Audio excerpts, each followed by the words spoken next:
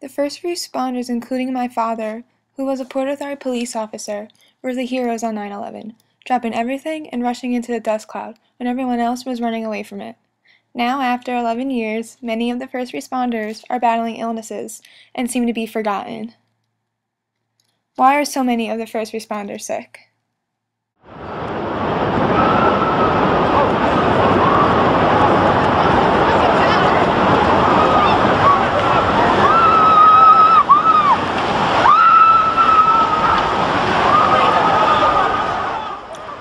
Toxic dust cloud contain a mix of pollutants, such as 90,000 liters of jet fuel, building materials, cement dust, asbestos, silica, heavy metals, glass fibers, hydrochloric acid, and lead. Stay put. Stay put.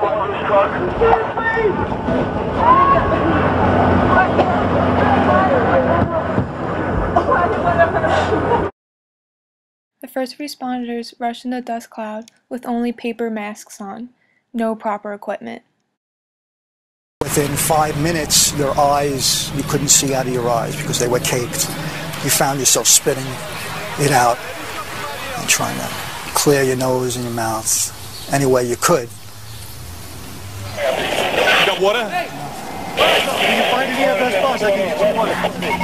You were covered from head to toe.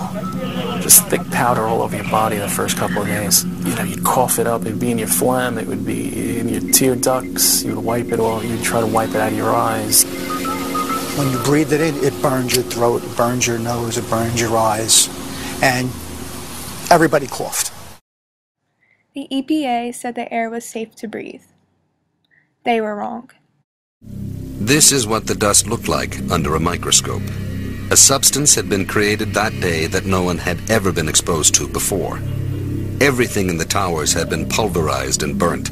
Windows, lights, computers, plastic, fiberglass tiles, and asbestos insulation. The dust contained more than 100 different compounds, some of which have never been identified. Many of the first responders who were exposed to the toxic elements have reported respiratory tract difficulties, such as sinusitis, laryngitis, bronchitis, and asthma. Also, they have reported stomach difficulties, including GERD. Chronic breathing problems. I have a restrictive airway disease, reactive airway disease. Breathe in. He's lost over a third of his breathing capacity. I have constant gastritis, irritations of the stomach.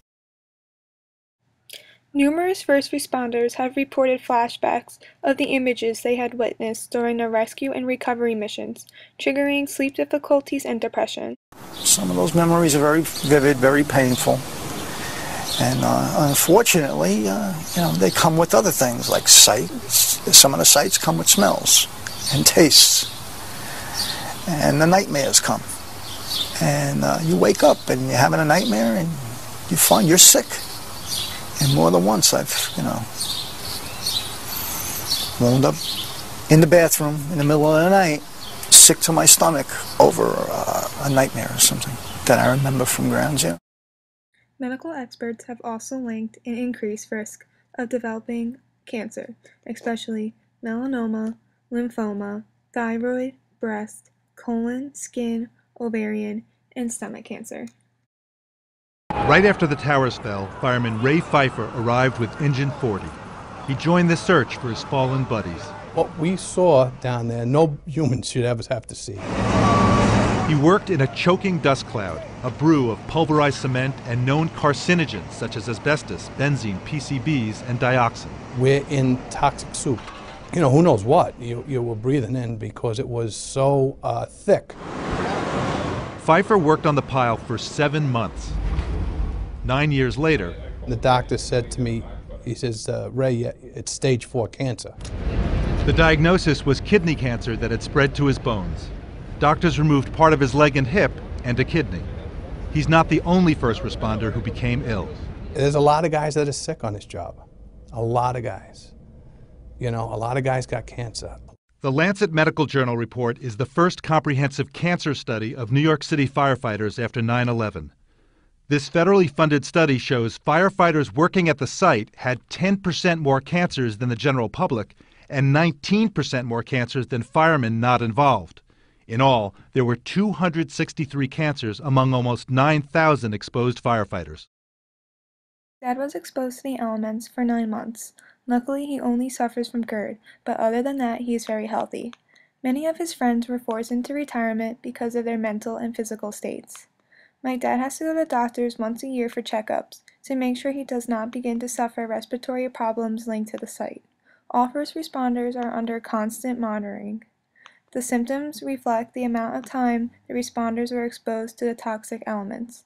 Those who arrived at the scene first are more likely to develop severe physical and mental illnesses. The tasks the first responders accomplished were heroic, and they do not deserve to suffer from illnesses that could have been prevented with the proper safety precautions.